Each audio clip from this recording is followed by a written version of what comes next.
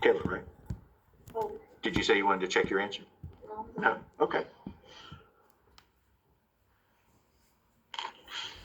Can you tell me what the equations are on that one? Or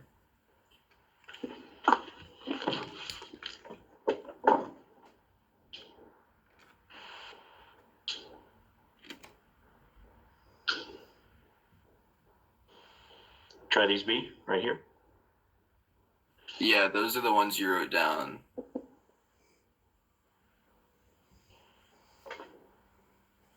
Did you get negative 2 comma 5 comma 3? Yeah. Fantastic.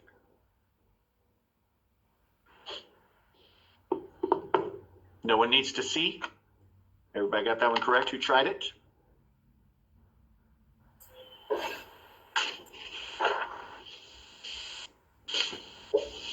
What was the answer to the other one? Which other one? The other try these on that page. There's only one.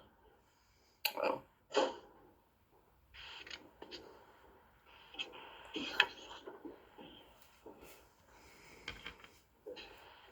So then on page 41, number 10.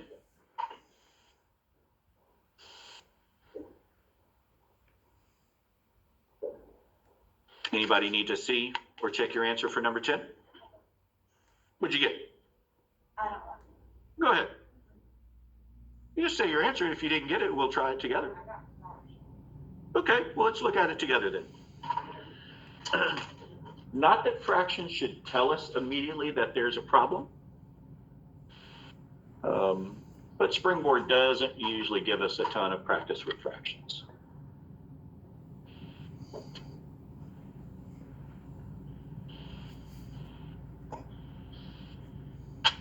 All right, so we were given x minus 3y plus z is equal to negative 15.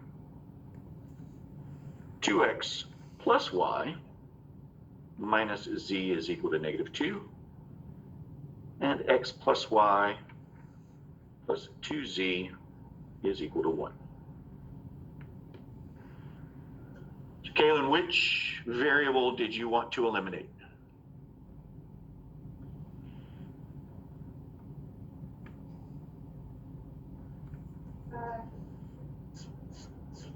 X. Okay. Then which two pairs of equations did you want to work with?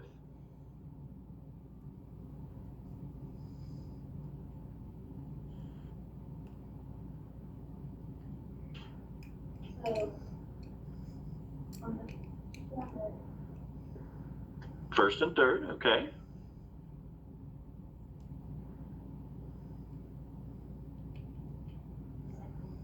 Second and third, I like your choices.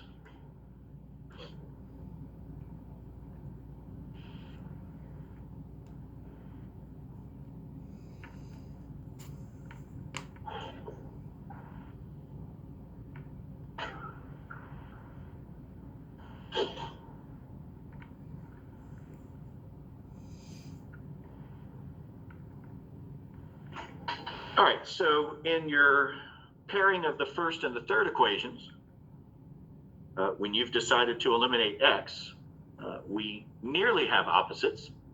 We just need to take one of the equations and multiply it through times a negative 1. Did you multiply the first or the second equation by negative 1?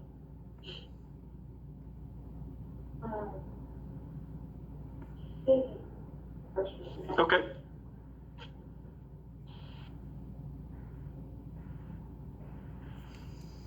So when we change all the signs for the terms in that first equation, we have negative x plus 3y minus z is equal to 15. The third equation we'll leave alone so that we have those opposite x variables, so they eliminate each other, they cancel each other out. The 3y plus 1y gives us 4y. The negative z plus 2z gives us positive z. And 15 plus 1 gives us 16. Did you get that, Kayla? Yeah. Okay, so far so good. How did you manipulate your second pairing to try to get rid of the x variable? What multiplication did you do?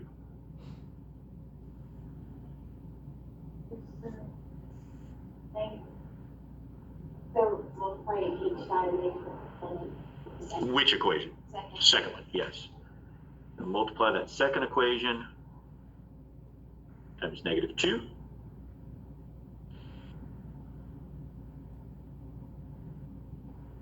That result would be -2x minus 2y minus 4z is equal to -2.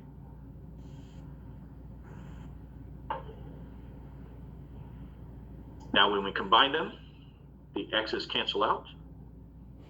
Y minus 2y is a -y. -z minus 4z is -5z. The -2 minus 2 is -4. Is that what you got?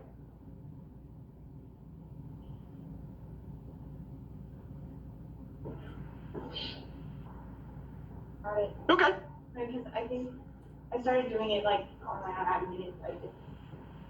I understand it. Okay. So we take those two results, right? I'm always putting stars by them. I'm not saying you have to do that, but the results of that one first round of elimination produces two variable equations. We then take those two variable equations and we make a system like we were doing week before last. And you can either continue using elimination, or notice that that second equation could be set up nicely for substitution. I can get y isolated in that second equation should you decide you want to do substitution. That's totally up to you. You want to do substitution since this is your question? So if you do elimination to get rid of the first variable, and then you get like y equals something. Mm-hmm. Can you use that? Can you just substitute that into it without doing elimination? Like you have to do elimination the whole way. No. So the question, y'all, if you couldn't hear at home, the question was, if we use elimination in this kind of first part of our work to get rid of the first variable, the results, that two variable system that we then create, if you want to switch gears and start using substitution, because maybe you have an equation that's set up nicely for substitution, you can totally do that. So that's why I keep saying we create a problem here that's like what we were doing 2 weeks ago. So if you don't want to do substitution, if you don't want to do elimination, if you want to switch and do substitution here, you're perfectly fine to do that. What the substitution I didn't like was substitution that started at the very beginning of this 3 variable system, right? That's what I thought ended up being confusing. And I showed it to all 3 classes, and I haven't had anybody yet who said they would prefer to do substitution. You can if you want, but it's not what we typically gravitate towards. So with that, Kaylin, it's your question. Do you want to continue with elimination or do you want to do substitution? Okay. There's something to be said for consistency. Allows us to feel comfortable usually. And I think you have a valid choice either way. Do you want to eliminate y or do you want to eliminate z?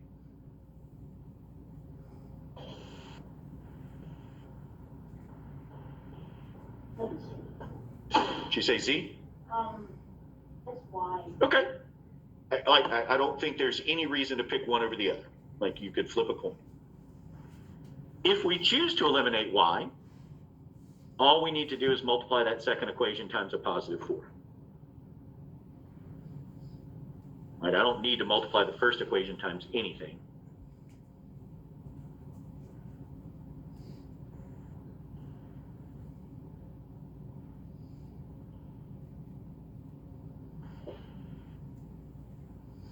When you combine, the 4y and -4y are going to cancel out. That's what we wanted to have happen. The z minus 20z would give us -19z. And 16 minus 16 is 0. And we know the only way that we're going to multiply -19 times something and get 0 as the answer is if what I'm multiplying by is 0 itself.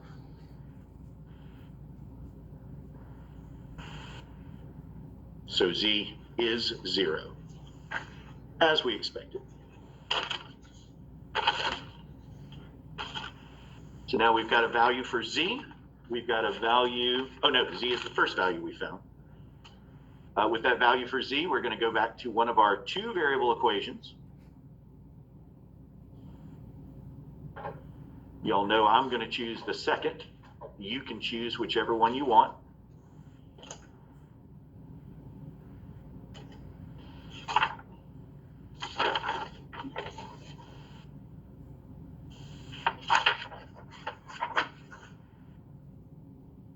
I'm choosing the second because it's got y more by itself than in the other.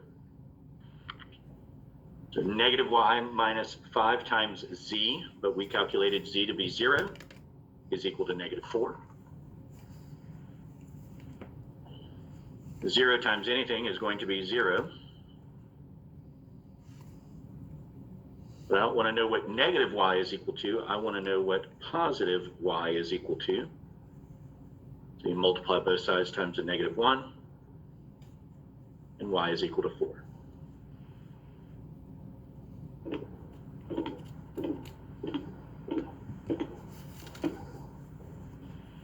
Now we have a value for z, a value for y. We'll go back to one of the original equations in our system at the very beginning of the problem.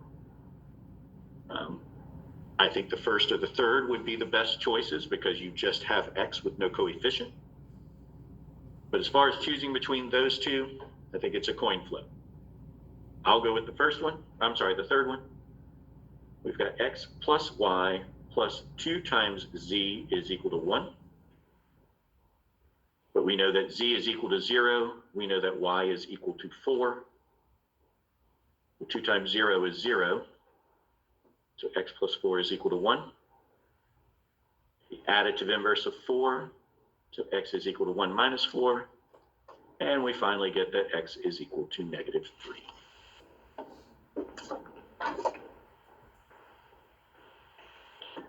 So our ordered triple, x, y, z, negative 3, comma 4, comma 0.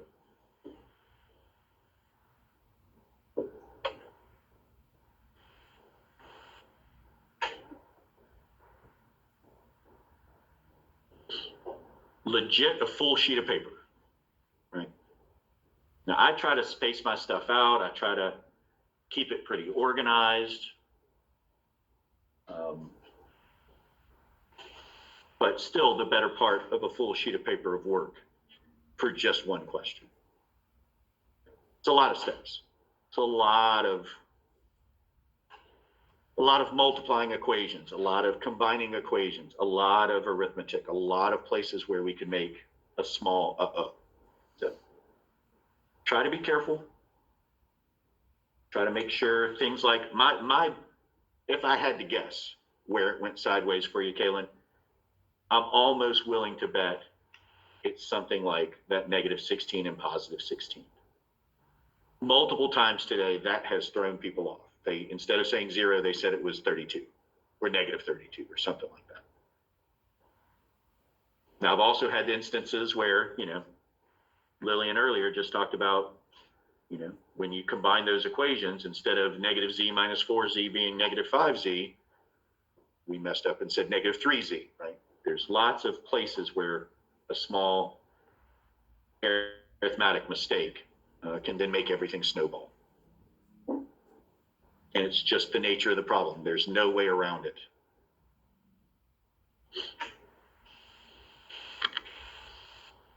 All right, so then on to page 53, questions 8 and 9. Again, if you just want to check your answer, we can do that. Can I check my answer? Yeah, for which one, 8 or 9? 8. What did you get for 8? I got 3 comma negative 2 comma 5. Perfect. Nicely done. How about number 9? Anybody need to check or want to check their answer for number 9?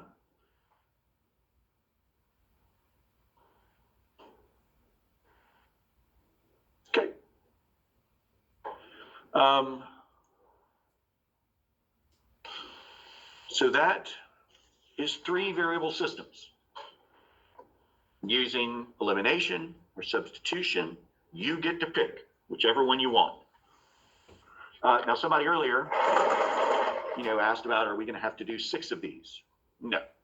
The idea for a unit test is not to have you do the same type of problem 2, 3, 4, 5 times. That's what we do on a quiz, right? We try to give you lots of different looks for the same type of question so that we can talk about all the different possibilities, right? I try to sometimes have an answer that's going to be a little more straightforward. Maybe it's going to be integers. But I also like to throw in at least a question where, okay, we've got to deal with some arithmetic with fractions and getting common denominators and reducing, right? But on a unit test, I can't ask about every possibility on every single question, right? We'd end up with way too many questions because we've got absolute value equations. We've got absolute value inequalities. We've got writing the equations in standard form, writing the equations in point-slope form, writing the equations in slope-intercept form, graphing in point-slope form, graphing in standard form, graphing in slope-intercept form. Systems of 2 variables using substitution, systems of 2 variables using elimination, systems of 2 variables using substitution. Then we get into the inequalities. Then we get into 3 variable systems, right? So if I asked you 5 types of questions in every group that we've looked at, we could easily have a test that's, 50, 60 questions, which is not what anybody's going to do. So we've got to make sure when I ask you about that one question on how to solve a system using substitution, that you can nail the one question about substitution. We can't make small careless mistakes because we don't have multiple opportunities to kind of redeem ourselves.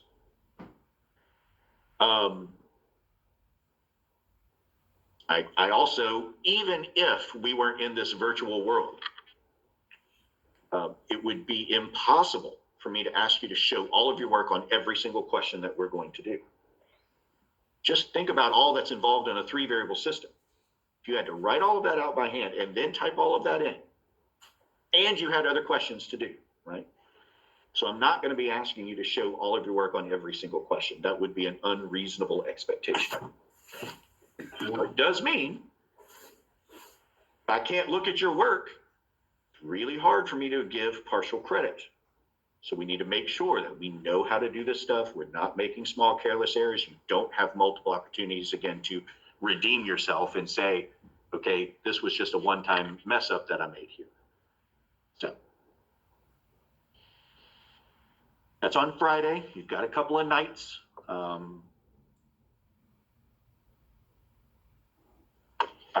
So let's switch. There was somebody in this class who asked about the extra work with systems. I posted those last Friday as well. I don't have these answers printed for you. Remember, the graph is your answer, so we'll have to draw them all. But did anybody take advantage of this extra practice? Did anybody want to look at any of these systems of inequalities questions?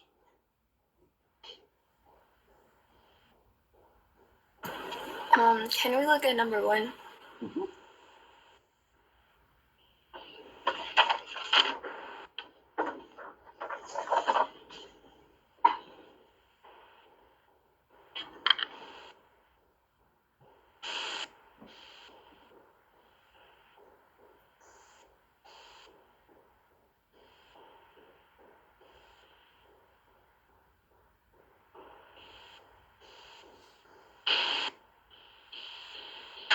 So the very first one, we were given 2x minus 3y is greater than negative 6. We were given 5x minus 3y is less than 3. And x plus 3y is greater than negative 3. So all in standard form. So you're going to have to do some work for all of them before you can graph. So Naya, what did you do for the first inequality? in order to be able to draw this picture, what did you do with 2x minus 3y is greater than negative 4? I subtracted 2x from both sides. So in general, I'm guessing what you decided to do was put it in slope-intercept form? Yeah, I did that for all three. Okay. So you subtracted 2x from both sides. Then what? And then I multiplied negative 1/3 on both sides. Now, when you multiply an inequality times negative numbers, you've got to change the direction of your inequality. Did you remember to do that? No, I didn't. Ooh, so this is yet another chance where I get to say, from the very beginning, instead of subtracting 2x, another possibility would be to add 3y.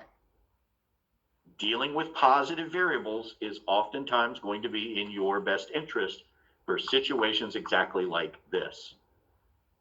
If you moved that 3y over to the other side, when you go to multiply by positive 1/3, now you don't have to remember about changing the direction of the inequality. So that one little suggestion could have kept you from making the careless error. For the rest of us, if you did think to change the direction of your inequality, please notice something. I wrote an entirely new line of work here with the direction of the inequality changed. I've got a real problem when people will do this. And I know why they do it. I just don't know why we're allowed to get away with it. Because oftentimes, when we're showing our work in algebra, right, we just kind of manipulate the equation that we just got finished writing. So we look at this, right, we've moved the 2x to the other side, and we say, okay, I want to multiply by a negative 1/3, and we write this. But if you're going to do that, you are multiplying by a negative number, you should also change the direction of the inequality. Not wait till the next line when you write it, because here's where you multiplied by a negative. There's where we need to change the direction of the inequality. So what we should have is y is less than positive 2/3 x plus 2. Now, Naya, that would just mean you shaded on the wrong side. Your line would still be correct. Did you have 2/3 x plus 2? Yeah, I got that. Okay, so the shading is all we need to change, at least for that inequality. Now let's see if we made a repeated mistake over and over and over again. You said that you put all of them in slope-intercept form, so I'm betting you subtracted 5x from both sides. Yeah. You still needed to multiply times a negative 1/3. Did you remember to change the direction of your inequality this time? No. No. Okay, so now we have two shadings that are backwards.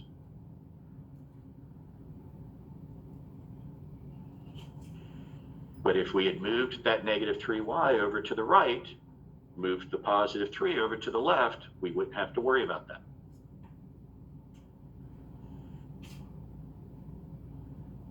Did you get 5/3 x minus 1? Yeah, I did. Okay. So again, the line is going to be fine. We just have to change the shading.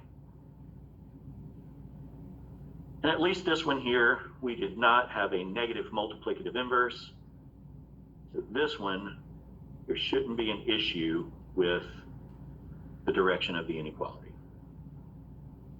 Did you get y was greater than negative 1/3 x minus 1? Yeah, I got that. All right. So far, you made the same mistake, you just made it twice. That's better than making two different mistakes. You were at least consistent in your error.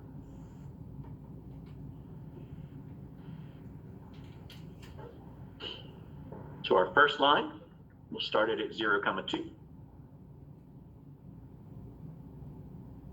We've got a positive 2/3 slope. You can go up and to the right. I'm going to go down and to the left. Tomato, tomato.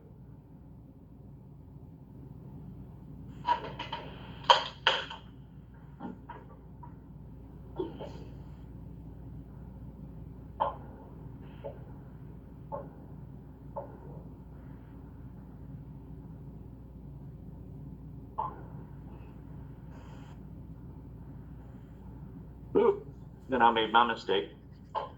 Because it's an inequality, a strict inequality, what kind of line should I be drawing? Dotted. Dotted, yes.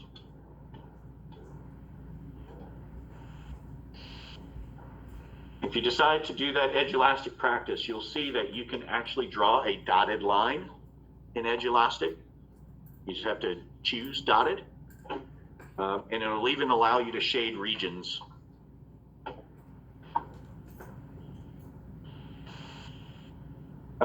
So let's go ahead and do our shading here. I know your shading is going to end up being opposite from ours just because of that switching the direction of the inequality. But what did you use as your test point? The origin. I like it. So going to the original, right? I'm not going to deal with some manipulation down here. I'm going to go to the original. If you do that, your shading would have been fine, right? If you go back to the original, you didn't forget to change the direction of your inequality. So you'd have 2 times 0 minus 3 times 0. We want to know, is that greater than -6? 2 times 0 is 0. 3 times 0 is 0. 0 minus 0 is 0. And 0 is, in fact, greater than -6. So we would be shading towards the origin. So Naya, did you plug into the original inequality, or did you try to use this version that you wrote? Yeah, I tried to use the version that I wrote. So here is reason why I told y'all not to do that. It is quite possible in any algebra that we do that we make an error. We're fallible. We're human. We're going to make mistakes. We're not going to be perfect all the time. So if I know that, not that I want to admit that I made a mistake, but if I know there's a possibility I could have made a mistake here, I don't have to worry about trying to build upon that error like we saw in a 3-variable system if I will always test the original given system. Go to the original equation or inequalities that we were given, and now we don't have to worry about shading the wrong way. Maybe you'll make an error and you'll have the wrong y-intercept. Maybe you'll make an error and you have the wrong slope, but your shading is going to be perfect if you go to the original problem. We test in the second. We would have 5 times 0 minus 3 times 0. We want to know, is that less than 3? 5 times 0 is 0. 3 times 0 is 0. Is 0 less than 3? It is. I forgot to draw that line, didn't I? Sorry. So it's got a y-intercept at 0, -1. It's got a positive 5/3 slope. Well, look at there if they don't intersect.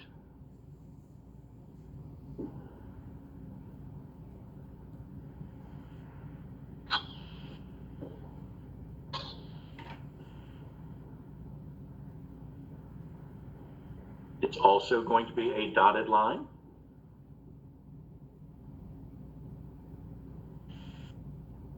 Right? All 3 of the inequalities in this system are strict inequalities, so all of their graphs would be dotted. We got a true statement when we plugged in the origin, so I will be shading towards the origin. Right, so we can already see that it's this little triangular region here that we've formed. That's where we're looking for our answers so far.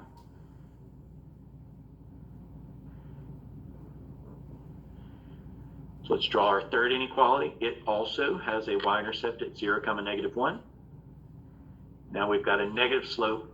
We're going to go down 1 and run right 3.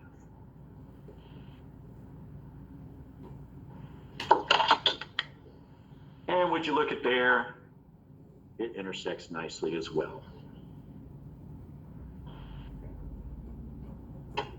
Leave it to Springboard to make things really nice and friendly.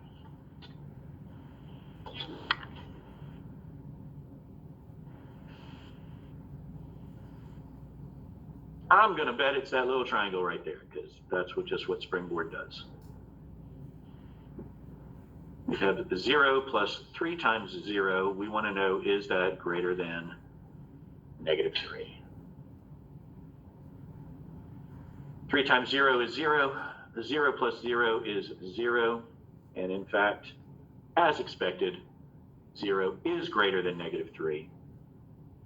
So on that line with the negative slope, we will be shading towards the origin. So now from that triangular region here, we now know more specifically, I've got to stay above the line with the negative slope.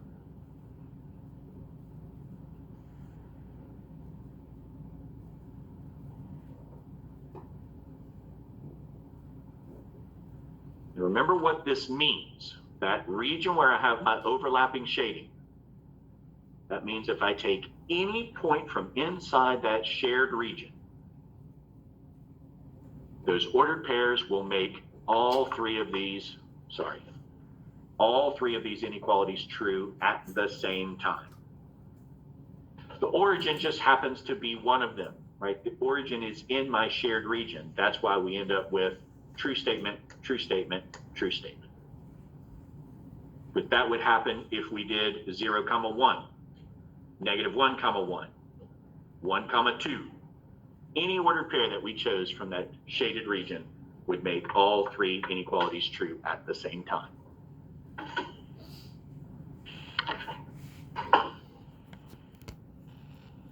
Oh, these weren't Springboard questions. What am I talking about? Still ended up being as expected.